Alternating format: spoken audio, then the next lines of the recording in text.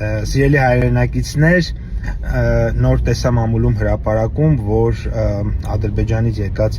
բենզինը ըստ էության վաճառվելու է, դա պրեմիում բենզին է, 430 դրամ, իսկ այդպիսի բենզինը սովորաբար մեր երկրում 500-520 դրամ է եղել դրա գինը,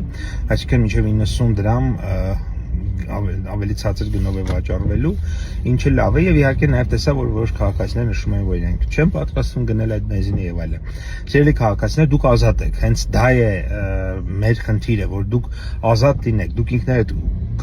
որ բենզինը ուզենաք առնեք, ինքներդ ընտրեք որտեղից եք ուզում առնել։ Պետության խնդիրն է հնարավորինս